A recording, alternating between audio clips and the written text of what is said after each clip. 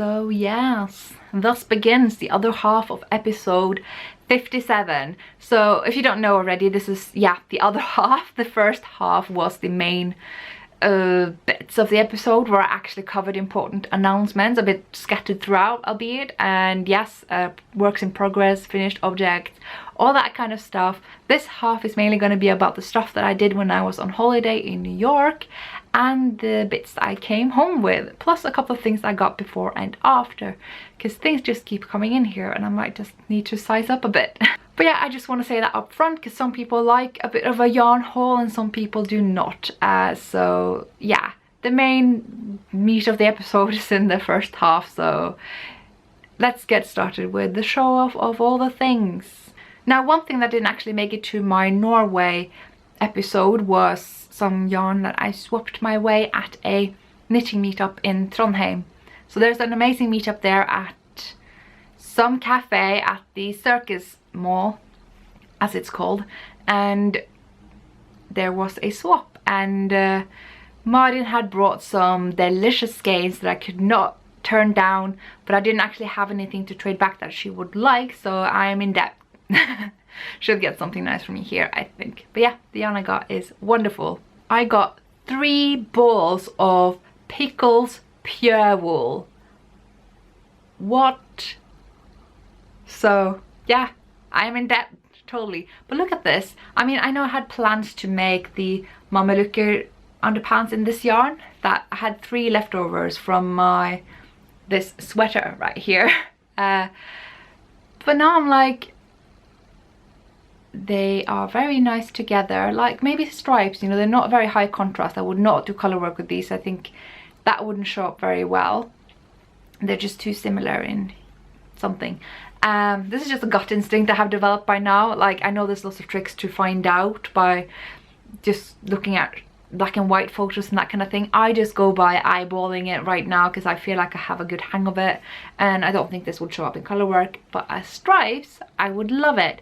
And so I'm thinking maybe the Angry Sheep cardigan or the, I think it's called Everyday cardigan. These are both designed by Pinegoody, which is a designer I never really go wrong with, so that would be really nice to have. I may have too much yarn again, which is not a problem. So yeah, think of using these together because I have 3 of this and 3 of this, and that's all I'm going to say about that. It's a pure wool yarn from the Pickles shop in Oslo, and it's not a Norwegian fiber, but it's a Norwegian company that only exists in Oslo, and I think that is just very special. More than that, she also had 6 little skeins of Spindrift, so they had to come home with me as well. I have some ideas for this yarn because there's this pattern, a shawl pattern I really wanted to make that I think calls for 6 skeins of Spindrift, so we may have a home for these already if I choose to cast that on. It's not part of my make 9, nor is it in my queue, but it's in my library. I do have the pattern, so yeah, some nice navy blue Spindrift. The color is Admiral Navy, so yeah, pretty darn navy.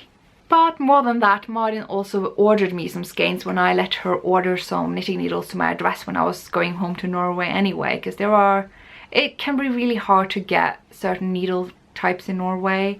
If they don't exist in Norway, you have to deal with insane import taxes because we're not in the EU.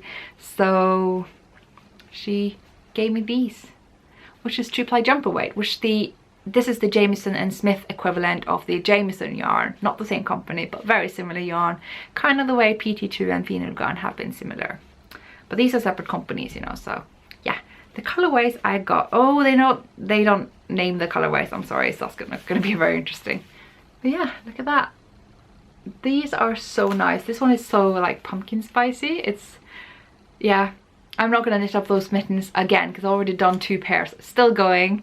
But yeah, they would definitely be good for that. So the colorway you'd want for the pumpkin spice looking thingy is 07622. No, that's the dye lot. I'm so sorry. It's shade 122. There we are. And yeah, this green is 118. The red is 9113 and the yellow is 91. Look at that.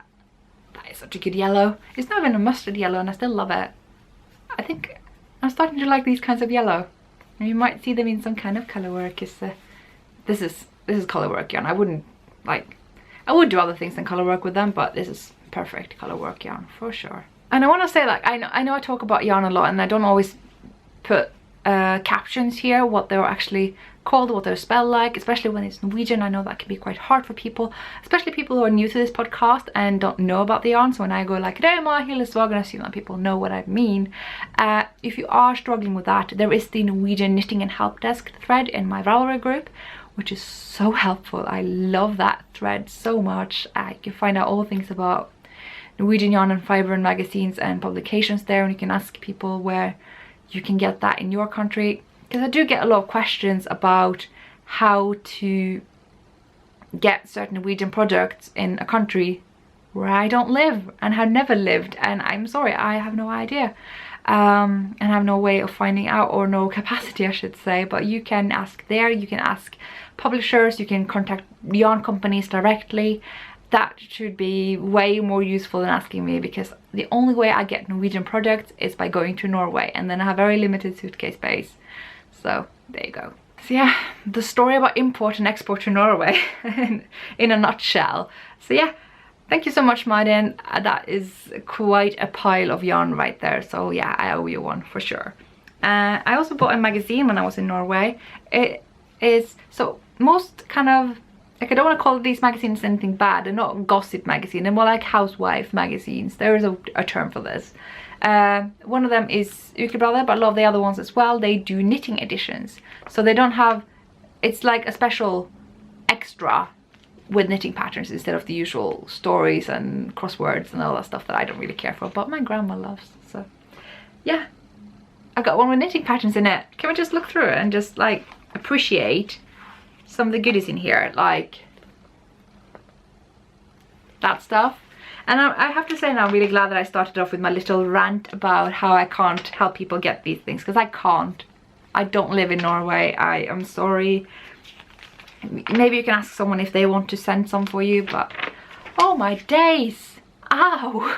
I love my studio lights. They have given me so much flexibility. So yeah, amazing magazine where lots of different pattern publications can just add one pattern to this. So there's like one big insane Christmas jumper in here or something. So like you could find maybe one Sandnes pattern, one Dale pattern, and so on. There might be indie designers in these as well. I haven't seen any so far, but yeah, it's just a really nice thing where you can get a taster of the different types of magazines, such as this one. So you may get one pattern from this that is in here and you're like, oh, I like that, and then you will buy this. You know, that's kind of the idea. Now, some of you will remember that I went to the library when I was in Trondheim to check out a couple of knitting books. And I really like going to the library for knitting books, because you don't get the latest stuff that you tend to notice the most. You get the stuff that maybe has been a bit forgotten, and it gives you good time to check out and see if this is something that you would like. And I say you, I mean me.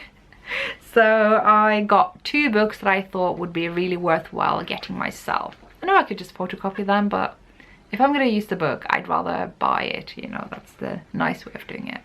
So I got Folk Shawls. It's by Cheryl Oberle, I think.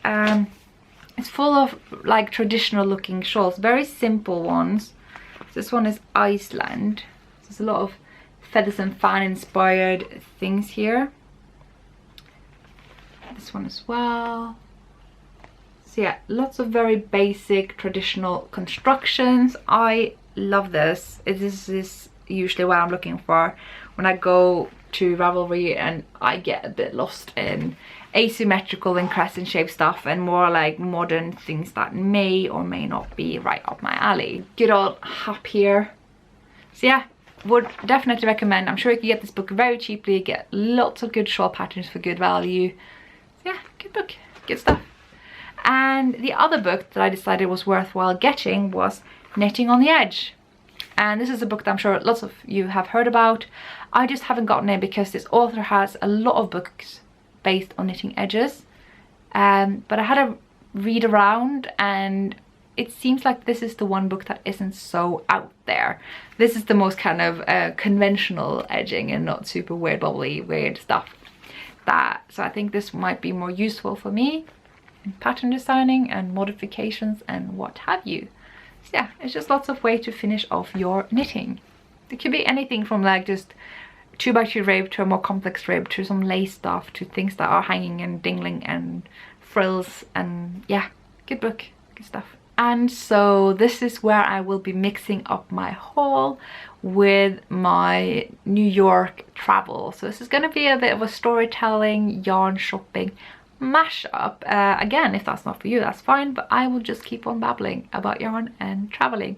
I traveled a lot this year, and going to New York in November was amazing, but also kind of nah, because I was so sick. I should have been in bed, but instead I was walking around in New York. Yeah, I did that. So I decided in early December that, you know what, I have the time and the funds to go to New York. The flight tickets weren't all that expensive. I knew some lovely people that agreed to house me and taking turns, and I'm sure like some of them would have had me for the whole duration even, but I decided I wasn't gonna like overstay my welcome or anything. So yeah, I found some fairly affordable plane tickets. It's a time when New York isn't especially popular among tourists, and I had time squeezed in between New Year's Eve and my exam marking, which I should be doing now, but who wants to do that on their birthday anyway? Yes, it's my birthday. So I went, and I'm so glad I did. This was, the last time was fun as well, but this time was so much more. I had a ball. It was great. So in the beginning I landed on JFK and I took a cab over to Shamika, who I stayed with last time, and she graciously let me stay for 2 nights and would probably have me stay the whole duration if she let me. But I mean, she and her mum let me stay in their living room, and it's basically my ensuite while I'm there, which is insanely generous. And so yeah, we had lots of fun knitted times finally. Last time we had no time to knit together, which was ridiculous, but she was finishing up her Aspen cardigan, which is more like a robe if you ask me. It's a Michelle Wong design, and I may have gotten a bit inspired, I have to say. It was great that I landed during nighttime because I was just ready to sleep. I had been binge drinking so much Diet Coke on the plane that I'd managed to stay up during the whole flight, and when I got to her place I was like, you know what, it's midnight New York time and I'm good to sleep. So I was right on New York time the next day, and Shamika had taken a day off, so we were just, yeah, knitting, hanging out, and eventually we went to Manhattan to do a bit of lipstick shopping and a little bit of other kinds of shopping. And it's already been over a week since I did all this stuff, so trying to dig up memories. But I do remember going to a restaurant to meet up with lots of knitters. Now Shamika could sadly not join, but lots of other awesome knitty people that I knew from either online or from my last New York visit, or even Edinburgh, were there. So it was arranged by Krista Glass. We had amazing food. We were supposed to have chocolate there as well, but we didn't get around to it in the end. So yeah, that was a lot of fun. And so we drove over then to the Mayak studios that have now opened, and they had a Michelle Wong show. Yes, with Michelle Wong present. So I got to say hi at least. And when I went upstairs to the actual studio, the awesomeness just exploded. I saw so many lovely people, met people who watched the podcast, ran into Kristen and her new employee, Emily, who was super awesome. So that was so nice to see them again. And yeah, we went out to eat later. The day after was actually the first day of Vogue Knitting Live. And so then I had spent 2 nights at Shamika's, and as agreed I was going to spend the next couple of nights at Kristen's. So got all the stuff over there, and then we just went out to this little cafe to knit and eat, me and Kristen and Shamika, and just all around good times. And went eventually to Manhattan to Vogue Knitting Live. And it was actually not as intense as I had expected it to be. I was told it was going to be more intense the day after, which I have to say it wasn't actually either. Like, yeah, it was crowded, but I could get through. I did do a little bit of shopping. I have vlogged everything. I think I'm just going to add the whole vloggy thingy at the end of the video. So I'm just going to show you the stuff that I bought now. But before that, I nearly forgot. One of the people that went to the dinner the day earlier before the Mayak show had brought chocolate from Hawaii to everyone there. So she brought like 20 packs of this stuff, which I am looking forward to indulging in, especially now that it's, you know, a very special day because I'm turning 28. So thank you so much. So yes, I went to the Stephen and Penelope booth. I hadn't expected that was where I was going to do my shopping, because like I said, I have plenty of Lykke and aimée yarn, but you know what? There was one brown shade there that I don't already have. And it's called Happy Accident, so this is supposed to be a one of a kind, but I have been told now that this is going to be a regular. Right, so it's supposed to be a real color soon. That's going to come out in the spring, called Quail. So there you go. This could be a regular. This is going to be a regular now, but for now mine is just called Happy Accident 3, and it's going to go super well with my other brown shades. I mean, I think we have a potential gradient here. Even with this skein here, this is more golden. I could fade something here. I don't know if I'm going to throw myself back into the whole fade thing, although I do love a good gradient, and I do put a few gradients into shawls every now and then, so yeah, I mean, it might happen. I just know I love these, so I'm just going to put that Lykke and aimée skein in this bag, this crinkly bag, sorry. And yes, I also got a tote bag. Wait, where's the logo? I got a tote bag. Of course, I needed something to carry all the goodies in. And also, now that we are talking about what I bought, I'm going to show you the other side of this bag. Now, I've always been like, oh yeah, those enamel pins, that's all fun and good and great, but I don't really, it's not, nah. Famous last words, nah. Shamika gave me this the morning before we went to Vogue Knitting Live, and I'm like, oh, unicorn! And the ball just started rolling there, because I bought this one from the Stephen and Penelope booth. I got this one from Amy of Lykke and aimée, who was super good to meet. I believe we met before, but I don't think at that point any of us knew who the other person was. So this time that was really nice. So yeah, I'll cover these pins as we go along. But yeah, absolutely great to go to the Stephen and Penelope booth and run into so many people that it was good to see again, or for the first time. And yeah, they even have these kind of badges of honor, like this little, basically Stephen and Penelope advertisement, but it said that you had gotten this knitwear prize or something that was from Stephen and Penelope. It was really cool, very clever idea. So we walked proudly around in those, even though we were barely able to wear knitwear because it was super hot in there, which thankfully they had fixed the day after. But yeah, great experience. And probably the one of the most fun things about that day and the following day was finding the wall of yarn stand, because it was all aroma yarn. So there's yeah, more on that the second day I think, but that was a great thing to see. And so the booth where I got my second skein of yarn for my first day at Vogue Knitting Live was Junkyarn, and that was so special because Kemper, her podcast, was one of my very first early influences that made me want to start this podcast. So I had to buy a skein, and I found a colorway that I think you can agree fits me. Not only does it have this amazing color, it is called Vanessa, and that is named after Vanessa, the main character of the Penny Dreadful series, which is an amazing TV series. If you don't mind a little bit of horror, I don't like horror films when they just make you jump off your seat, but if it's kind of an elegant kind of horror, that sounds horrible.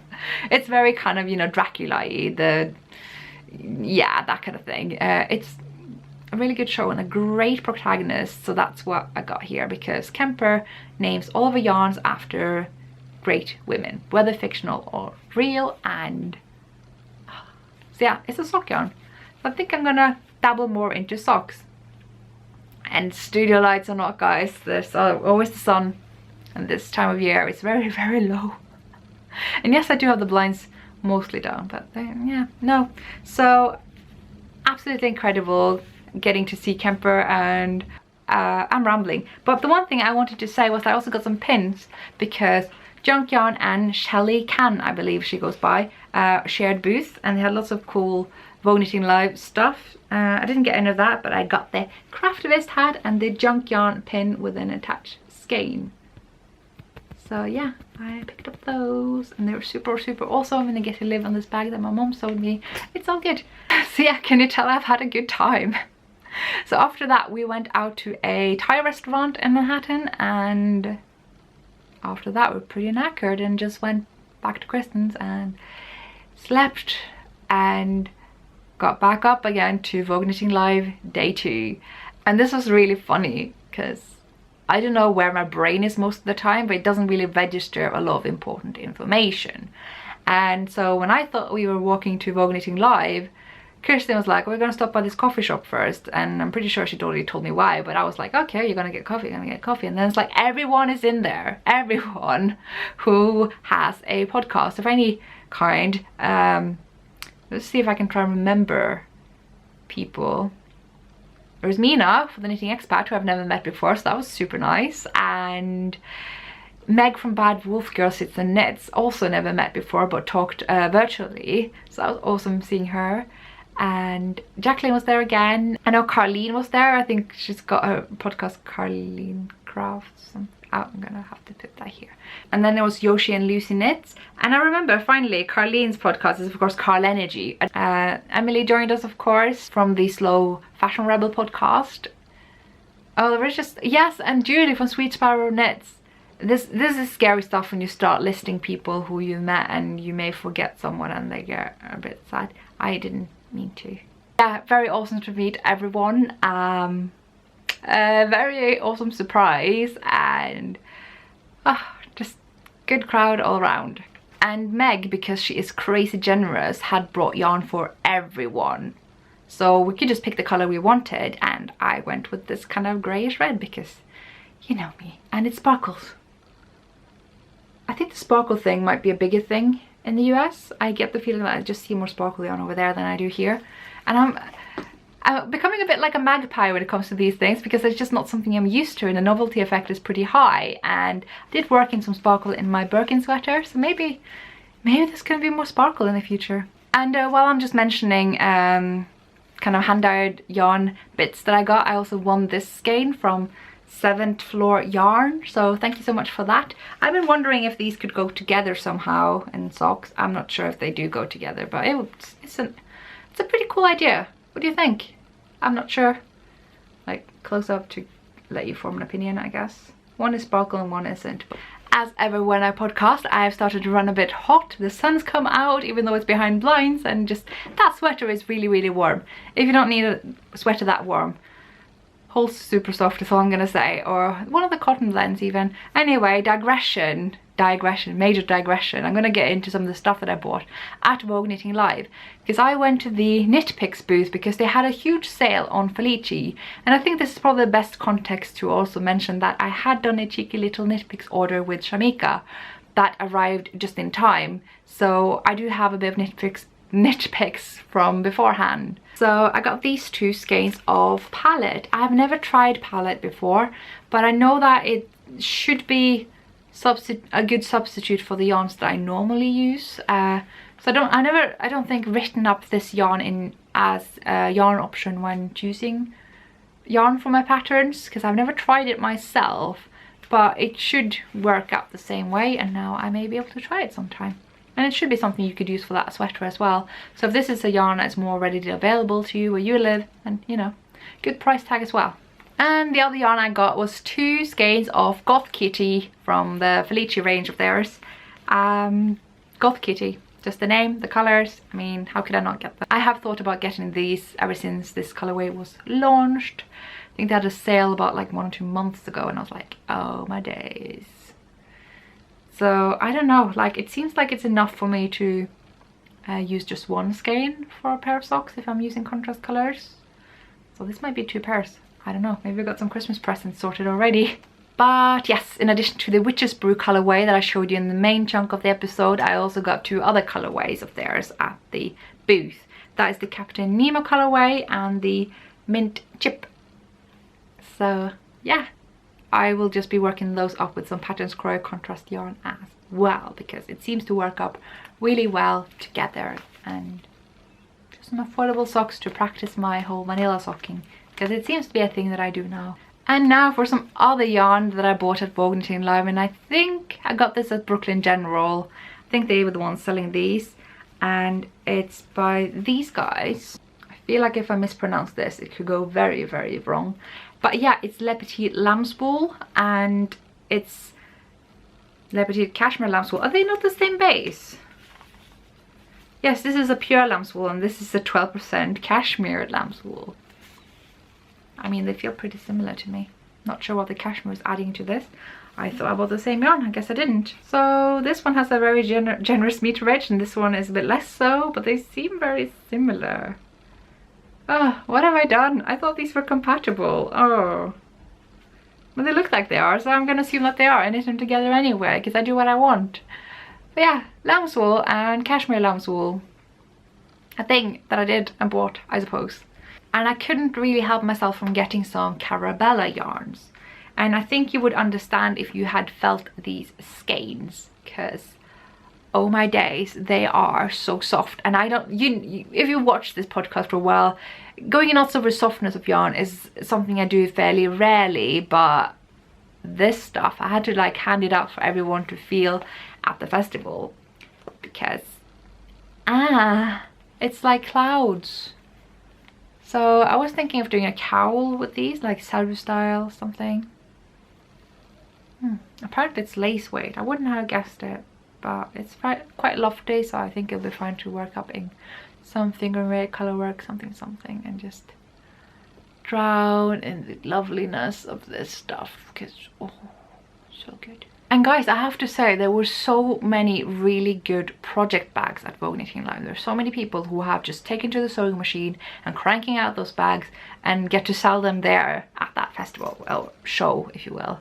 And I chose my favorite raccoons. And I did actually see some raccoons in Brooklyn when I was there, like these two chubby raccoons running out from some bins looking proper guilty, and yeah, just awesome. I've never seen a raccoon before. We don't really get them in my parts of Europe, so that was pretty good. And this is made from Casey Pockets to Go, and the inside looks like the handle. And yeah, it's pretty big for a medium bag, so I don't know, I guess I'll could put the Siri cardigan in this one, because that's not a bag yet, because I've just been knitting it here. So yeah, gonna put it with the Siri stuff. So we are nearing the end of the Vogue Knitting Live haul. I mainly behaved well, but in the last couple of minutes I had to sneak in one sweater quantity, and we will get to that. But I also got a knitting needle. So you know these needles, the Lykke needles, which apparently it's my full-time job to describe to people how to say Lykke. Lykke, one more time, Lykke, yes. Every time I do that, I get someone going, oh, I bought the Lykke needles because Skeindeer talked about them. And I'm like, I've never tried them though. So I figured I'm gonna try them. But guys, I have to say, first of all, they shouldn't be called driftwood because they're made of birch. But the other thing is, they seem very similar to the birch needles by Knit Pro, the symphony woods and that kind of thing. I'm gonna try them out and see what I think before I make any final judgment on whether they are the same, but I do happen to know that they're made by the same people in the same factory in India, so it wouldn't be that strange. But yeah, Nicky needles. I got a 32 inch or 80 centimeters if you will, a US 5 or 3.75 millimeter. I tend to talk just in metrics and international measures here. Sorry if you're American and that is inconvenient for you, but I make this for the world, not just for the States, so I'm just going to use the international measures when I can. But here it just so happens to be written in American, so there you go, you get that. But I do always write things into both American and international measures in my patterns, so, but generally take into account, like, or assume that I'm coming from the metric point of view there. Oh my days. So I went to Green Mountain Spinnery booth. I'd pretty much promised them that I was going to buy something there because I really love their yarn. I'm very intrigued by American yarn and the breeds that they use more often than we do in Europe. And so I got, first of all, here we go, it's a sheep, look at that. It's kind of hard to figure out what size you are because they seem to have both adapted it for metric and US sizing. So you kind of have to know your needles a little bit to figure out which it is anyway, but I think I can do that. So I do know my needles. So yes, let's get to the sweater quantity. Here we go. So I think I got about 7 skeins of this, and the pattern I thought about making actually is the Sophie cardigan. I had thought about using John Auburn Viola, which is the same yarn that I know inside number 23 Katie used, but I don't want it to pill, and I know that yarn pills, and I'm okay with that, but maybe for a different type of garment, such as a sweater that can be a bit fluffy. So I think maybe this yarn will be better. And I know I'm stealing the same color that she used, but it's a very pretty color. It's the best color they had on the show. So it's like, you know, my new favorite shade of bottle green, blue, what have you. Green Mountain Spinnery. Base is called Music, but with U as the, you know, the sheep. And it's a DK weight, 100% fine American wool.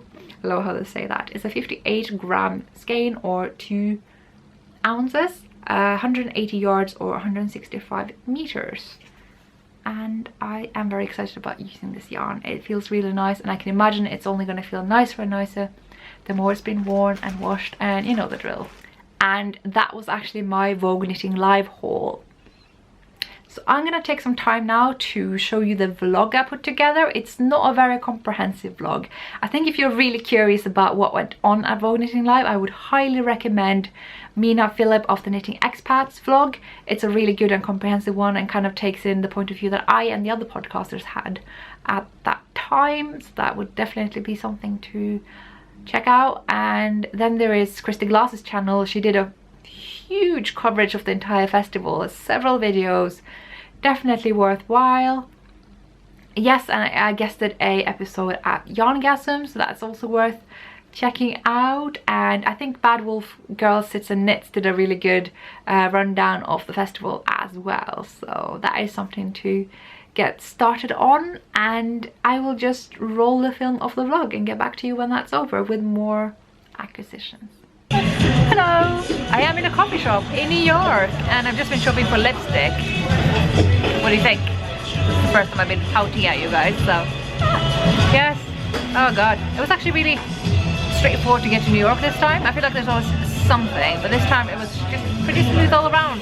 Getting to Heathrow in London, and getting to JFK, and taking a cab to where I'm staying, and it's just been all around pretty pleasant. And today I've just been shopping for lipstick really, and been to Lush, which is like something we're totally lacking in London. We don't. And I'm hoping that my video's not going to be flagged for the music that's been played here. Yeah, here is Shamika. We are knitting. So yeah, that's what's going on. I'm going to Mayak later, where Michelle Wong is doing something. I don't know, let's see. First I'm having dinner with some other knitty people, so and then it's Vogue Knitting Live. You can tell I'm a bit tired. I'm really happy with my lack of jet lag though. I managed to just stay up on the plane by binge drinking like caffeinated drinks. So I'm pretty good, doing pretty well. I'm on the time zone, so I'll just catch you guys later. So I'm at Mayak in New York, and I am with people who you may recognize. And yeah, it's a big Michelle Wong themed event. So we got lots of her samples around. You can see there, just Michelle Wong-orama. So that's what we're doing, and there are just people here everywhere. And like everywhere I turn, I see someone who is quote unquote like knitting famous. I don't like my new lipstick. It's a bit over the top, but I'm going with it.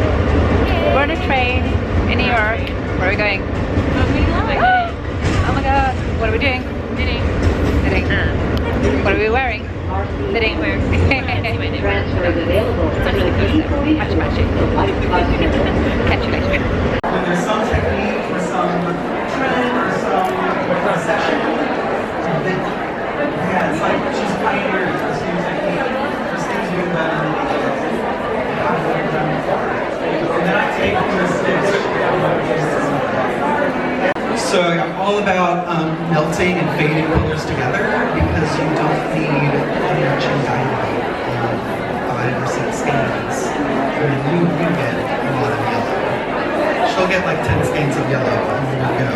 But I like to get a little bit of this, a little bit of that, and then you can arrange your colors from light to dark.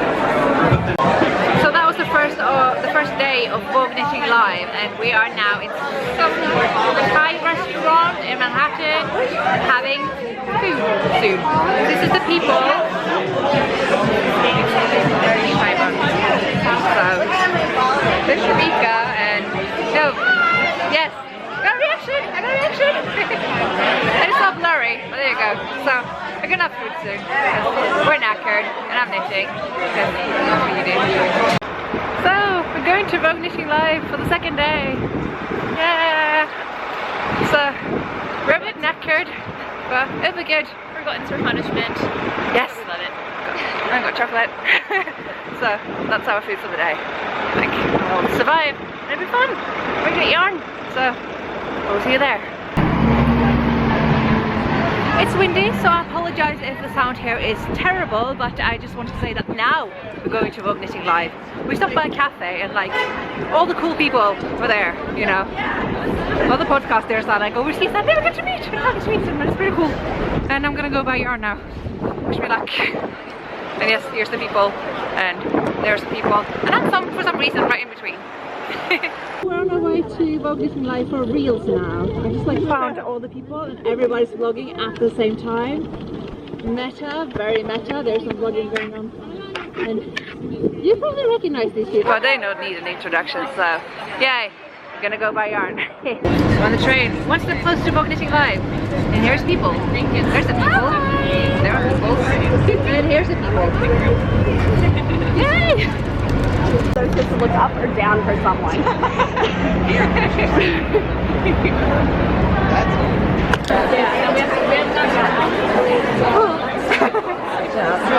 I love your podcast. Oh, thank you. I really do. Thank you.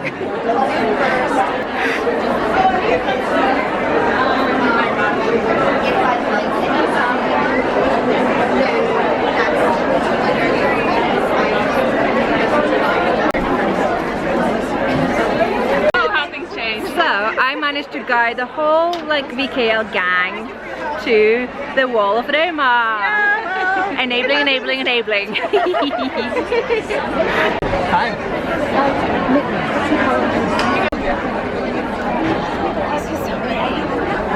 Focus, damn it. There we are.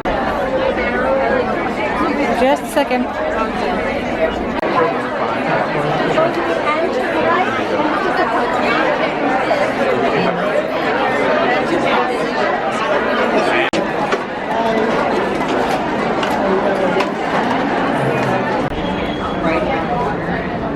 You guys are being filmed, just saying.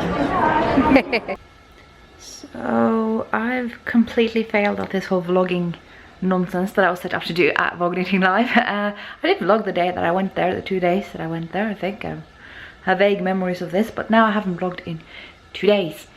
So I'm just going to briefly tell you what I have been doing, because it's really not much, which is why the camera didn't come out.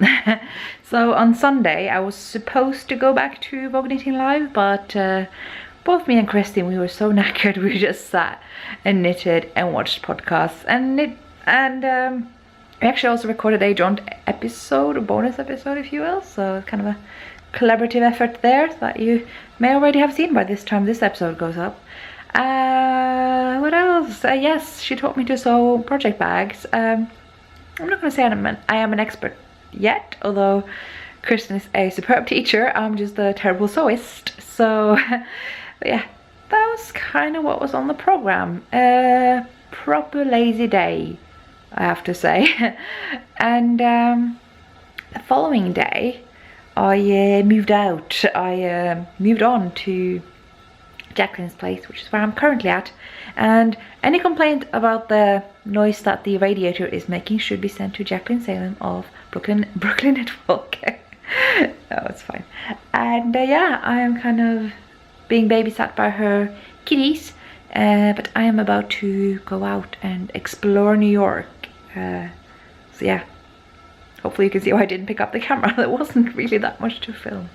And anything that was film vlog worthy you'll see on Yarngasm.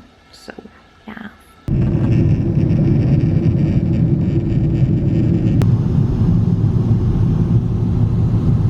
So yes, after I had recorded that last final catch up, I realized that pretty much all my videos were just going to be catch up, because I just don't find myself taking the camera out when I'm just out and about. So I have very little documentation of New York and the stuff that I did afterwards. But I do have some faint memories. So that day when I recorded that video, I tried to go to Argyle, but they didn't open until 12. But at that time I had agreed to meet with Mina at on Manhattan so that we could go to the Lion Brand studios, and we did, and I bought stuff and I'm going to show you that now. Oh, the shopping, you guys, the shopping. I'm gonna have to sell my patterns to cover all this, but anyway, Lion Brand is really affordable, and so if you're looking for some really good notions of any kind, be it needles or what have you, it's a good place to get them actually. I'm not a huge Lion Brand yarn girl. I have knit up with their Thick and Easy yarn, I think. But in general, just not my cup of tea, and that's alright. They have higher needles, and I had talked to Jacqueline about needles for a bit, and I find that the sharps, they are great for shawls, like, you know, the Vertices Unite that I'm working up now. I immediately went for the higher sharps. It's great for superwash yarn, a kind of basis that hand dyers tends to choose. Excellent, and they're so light as paper, so it's great for a huge heavy shawl projects, because superwash merino tends to be quite heavy. So I already have the higher sharps for that, but I found that using them for rustic yarn isn't the greatest. The very sharp tips, they kind of grab the little spikes on the yarn and actually slow me down, which is not what those needles are supposed to do. So I talked to Jacqueline and she's like, but I use my higher steels for everything. And to me the steels sound a lot like Knit Pro Nova.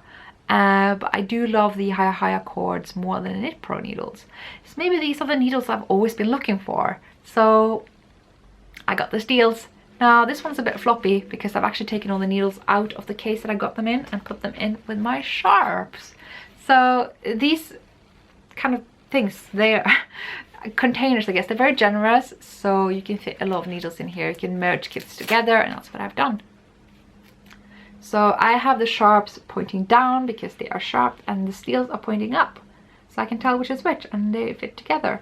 And yes, I also got a Knit Pro crochet hook because I have debated with myself to maybe do a granny stripe blanket because I'm not feeling the cozy memories anymore. I would still be happy to hear any input from people who have done both, what you think, because now I just have 2 columns for my cozy memories, and if it's going to make a 2x2 meter blanket, it will take me 80 years. So yes, this is the high-highs. I do also have some short needles that I have gotten for a friend that didn't want them anymore. So it's basically just the sharp and the stickle set and a couple of short needles, and also some of the really thin ones, the minis that I got here. They're good for socks if you're doing some very advanced stitching, because I do find that the sharps are amazing for twisted stitches and cables to some extent, and things that are a bit fiddly. So definitely loving these. I am now using the steels for my Knox sweater by Michelle Wong, the one I'm knitting in Lark, which I'll get to, and I really enjoy it. I find that it's, yeah, pretty much on par with the Knit Pro Novas, but I do prefer the higher cables.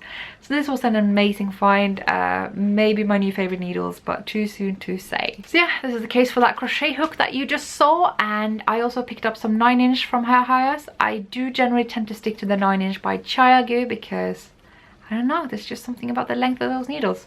But I do need more 9 inches in general, and I do find that the 9-inch needles are more abundant in the States than in Europe, for whatever reason. So I got a 4mm US 6 and a 3.75mm US 5, both 9-inch or 23 centimeters if you will. Hoping I will like these as much as I love the Chiagu ones. I want to say though about these 9-inch needles, I don't tend to use them for socks or mittens. I use them for sleeves, because when I start knitting the sleeves top down, I start with a 40 centimeter and I go down, and I need a shorter cable, so I go down to 30, and in the end I'm down to the 9-inch, the 23 centimeter. And then I just magic loop the rib for the cuff, or whatever cuff I have, and that tends to do the trick. But I did some other really good finds in the Lion Brand shop as well. Me and Mina, we nearly missed it But sock ruler, I've still yet to learn how to actually use these. But yeah, sock ruler, good stuff. And this thing I have coveted for a long time, and it's the Anbud gauge ruler. This is just stupid difficult to get in Europe, and I got it. It's just a very simple thing. I would wish it was a harder material, to be honest. This makes it seem like it should be cheaper, but it's such a good product. It shouldn't be, like, because you just overlap this with your knitting and you see which of the stitches here it aligns with, and that is your gauge. I might still use this, or use my usual gauge measuring waist as a control, but I think this is going to be so much easier. So really liking this. And yes, that's the ruler that I found that my gauge nearly didn't fit in, but I think I was at the very last gauges. That was 9 stitches per inch, which I believe is like 36 stitches overall for 10 centimeters or 4 inches. Yeah, tight knitter, ahoy. So yeah, that was what I got at Lion Brand. But I have to say though that this is, I completely missed, I'm telling you stuff in the wrong order. But you saw it in my vlogs, obviously, that I had moved from Kristin's to Jacqueline's, because I was staying at Jacqueline for the last couple of nights. Because I just kind of, yeah, couch surfed, is that what you call it? When I just stayed at different people. And yeah, it was really cool staying at Jacqueline's, and both Jacqueline and Kristin gave me a whole lot of stuff. I'll get back to my Manhattan trip with Mina in a bit. I thought I'd cover some of the stuff I ended up with from just staying at their place, because this happens a lot. You get stuff from Shamika, and then Kristin, and then Jacqueline, and then yeah. So Kristin was like, well, I have all these sweater quantities in KnitPicks I don't think I'm going to use. I'm like, well, we don't get KnitPicks in Europe. So first you had these. Now these are a bit of a tangly mess. That's kind of interesting to wind, but it's the Cadena, I think, by KnitPicks. It's a very chunky yarn, kind of high twist. I want to say, yeah, 110 yards, 100 grams, Peruvian Highland wool and super fine alpaca. So I'm thinking hats, you know, get some hats. I want to get into hats more. So, but yeah, this is what I came home with from Kristin's. So let me show you. It's gonna crinkle, so beware. I got this, yeah. I think I know what this is gonna be. I'm thinking an Andy Satterlund, because she's got this bulky cardigan that's really nice, and I just bought the pattern, and I've heard whispers about another Andy Satterlund. So anyway, this is Wool of the Andes bulky, which I've heard lots of good stuff about. And I have to say I'm really glad now to have some KnitPicks, because I've kind of blacklisted drops. I used to use them a lot, and it's nice to have another cheap, affordable commercial yarn option, because I really love commercial yarns. I don't know if I come across as a yarn snob here because I have so many opinions and thoughts about yarn, but I don't think yarn necessarily should be expensive, and I like commercial yarns. Most of my favorite yarns are commercial. And speaking of commercial, there's commercial yarn along with the Stranded podcast, and if I had any new cast-ons in commercial yarn, which I guess I have, I will be entering that for sure, because I love commercial yarns and they need more attention on the podcastosphere, I think. But yes, there's more yarn, because she had 2 sweater quantities, yeah? So there's more of that stuff. I'll have to figure out with the meterage which of these 2 colors I'm going to go with for the Andy Satterlund cardigan. It might be safer to start with one and then I get an idea of what I'm lacking with the other one, so we will see. But yes, that was also the Wool of the Andes bulky. And the last thing that I picked up from Kristin's was a book, because she had 2 copies of it for whatever reason. It's Barbara G. Walker's 3rd Treasury of Knitting Patterns. So it's not a knitting pattern book as such, it's a stitch dictionary. And I have really wanted to get all of her stitch dictionaries, so it's good now that I have one and I just need the other, what, 3, 4? If you happen to be sitting on one and you don't want it anymore, you know my name. So yeah, that's just what I ended up from there. Just by staying a couple of nights, you just end up with a whole bag of stuff. Thank you. And yeah, like I said, I hope you enjoyed the guest episode that I did with Kristin. It was just kind of a bonus episode where we just covered our purchases and current knits. It wasn't like an official episode, but yeah. I had a weird day that day. I just couldn't say stuff. Like, everything I said came out mumbled and weird, and I just couldn't pronounce things properly. It was not just that episode, it was that entire day. I blame the jet lag. Just, it must have been a nightmare to edit, to be honest, because things just blah, blah, blah, blah, you know? Do you ever have those days? I'm just like, I get those a lot. Happens on the podcast here as well. You may have noticed. And yes, Jacqueline did give me some of her stuff as well, because apparently she's like buried under this pile of project bags. Could be a problem that I also have, but it just so happens that I cast on so many projects that I apparently need all these bags. So I took some off her hands, and one of them looked like this. It's kind of covered in cat hair because cats. I just thought it was a really neat bag. Got a nice little fabric on the inside, a bit of an extra pouch here, I think. I just, yeah, really like it. And it's got nice flat bottom. It seems to fit a nice sock project, and I do like these kinds of fabrics, so happy to take it off your hands, Jacqueline. I feel like I've gotten really spoiled here. Like I may need to send you like a Norwegian yarn shipment of sorts, because I got another bag as well, and this one is gorgeous. Like, I just got to pick from the pile basically, and this thing, I can't believe she got rid of it because it matches her living room. Yeah, and it's got this lovely fabric on the inside, and this is made by Knitting with Attitude, not to be confused with Knit with Attitude here in London. But yeah, it's got a little sheep stitch progress keeper, and yeah, I just love the whole thing. My Felici socks are currently living in this one, and yeah. But the last thing I ended up with was from some very shameless hinting that I never tried switchberry yarns, and I'm gonna get some from hers, and I will. But Jacqueline got 2 skeins of Julie that were the same, and she's knitted up one of them, and so the other one she was happy to give to me. Look at that, it's just a nice neutral. Again, I got to pick from a pile, lucky me. I might work them up in some color work socks, or just on their own, or in a shawl, I don't know. I'm kind of wondering if they have nylon, because I remember Jacqueline saying that they had, but I'm not really seeing the nylon, and sometimes you don't. But Julie, if you're watching this, is it nylon or is it just a high twist merino?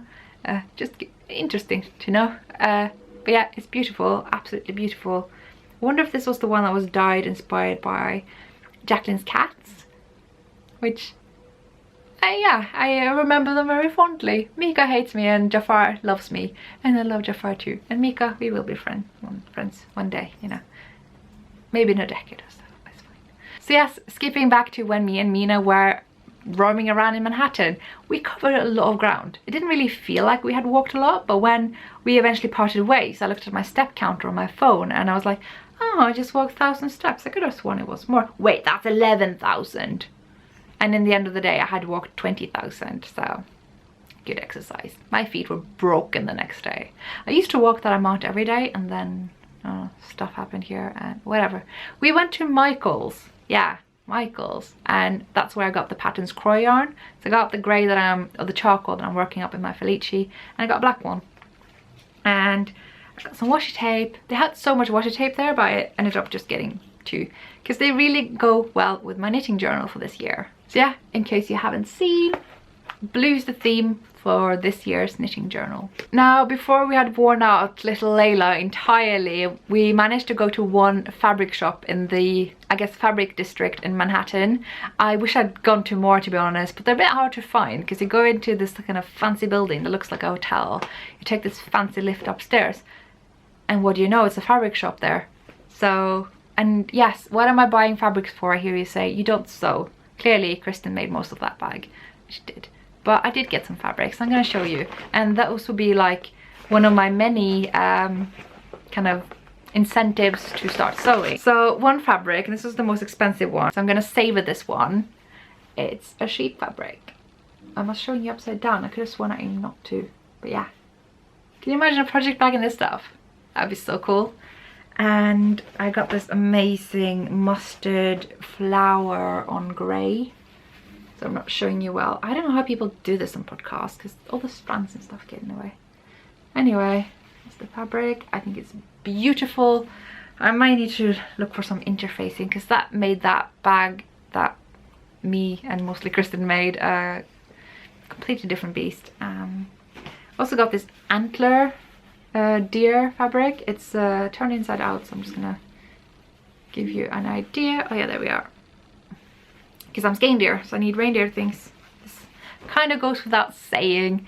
And I got this one as well. It's got this like night bee fabric. Can you see that? It's just that thing all over. And so yeah, building my fabric stash before I even started sewing. Ugh. Later that day I actually managed to go to Argyle. I had initially planned to do it the next day, but then I was like, no, there's still time left, I can do this. And so I went to Argyle, and yes, that is when I got the Lark yarn by Quinns & Co. Can't talk, but look at that. I had to get 13 skeins, and there's one that looks a bit wretched, so I may have to wind that one soon. But yeah, 13 skein of this mystery colour that I'm still not sure what it is, but I'm at least now able to tell you the name. It's called Smoke. Smoke, that's right. And I did get one skein of Chickadee as well, because who can resist the honey colourway? I mean, I wanted that actually in the whole sweater, so I don't know if you can see what it looks a bit green here. It's yellow, it's a mustard yellow. It's called honey, and yeah, I did want that color for the Nook sweater, but they were two different dye lots, so that just wasn't gonna happen. So I went with Smoke, completely different color. Why not? So it actually lives in my Lion brand bag. And also I believe it was at Argyle where I picked up these stitch markers. Now Christina sent me some stitch markers from these guys before, but these are mittens. Look at that. Yeah, so I now have wooden mitten stitch markers. I'm usually not that funny about my stitch markers. Today I'm expecting a bundle of kind of metal safety pin, kind of bulb shaped ones, because I just got Amazon Prime for a trial period, because apparently that's something you can do, and I'm just abusing it so much. Like, I got a light bulb delivered to me on Sunday. That is just wrong. That's just abusing the system. So yes, nearing the end of the haul. I just have to say that, you know, David's tea, it's gotta happen. If you go to Canada or New York or whatever they sell David's tea, stock up, especially now that the Christmas teas are on sale. It's got this whole tin of Santa's Secret tea, which is amazing, and it was not expensive. And this tin I also got included. What? I just got a really good deal. I'm not sure how that happened, but the lady behind the till just kind of helped me splurge. And this is the caramel shortbread tea, which is quite nice and sweet, and I don't usually like sweet tea, so that's the weird. I just find it weird that I love David's tea so much, given I don't care for sweet teas, because they have a hint of sweetness to them. I never sweeten my teas, just yeah, so it's weird, but it's as good as everybody says it is. And when I got home to London, I mean, a little bit sad that the whole trip was over, all the good times, all the amazing people, that fantastic experience. So, you know, you're a bit on the low getting home and not having been able to sleep on that flight because of all the turbulence. I got this delivery note, and I went to the post office the very next day to pick up Knitting Outside the Box, which a lovely viewer has swapped with me to get that booklet from Nemo I actually showed you, because sometimes I do swaps, but rarely. And yeah, I got this one, which is such a good deal. You are crazy, you know you are. But yeah, thank you so much. I am beaming of excitement over this book, and yeah, like I said, I really look up to Bristol Ivy as a designer. She really does think outside the box, and I think it's going to be really fun to try out some of these designs. Not sure if I have room for them this year, if I'm going to aim for this whole Make 9 thing. But then again, I had like more than 40 projects last year, so could happen. And that about wraps up this entire episode. I don't know when I'm going to be able to record again, but when I do, I will be sure to do the giveaway for winners of my KALs. So I'll hand out prizes. I will then ask for you to get in touch with me and all that stuff if you were in the draw. So that is when that will happen. I'm sorry I couldn't do them in this episode, but promise it will. I do like to send out prizes for my KALs, so that's going to be very nice. Until then, you can pay attention to whatever I put my mind to on Instagram and Ravelry, and I do have some updates that may come when I am not recording episodes, but I will still let you know on Instagram. So that is the place to kind of stay tuned. And yeah, thank you so much for watching, and thank you everyone in New York who made this such a treat of an experience. It was just really nice to meet everyone. Like I said, you know who you are. I hope I will see you guys again. I hope it won't be too long to my next New York visit. I am dreaming of a Rhinebeck visit, but I know that I may have some obligations that time of year that will not allow me to go. But if time allows, yeah. But yeah, thank you again so much for watching, and I will see you on the interwebs, or maybe at Unravel. Bye.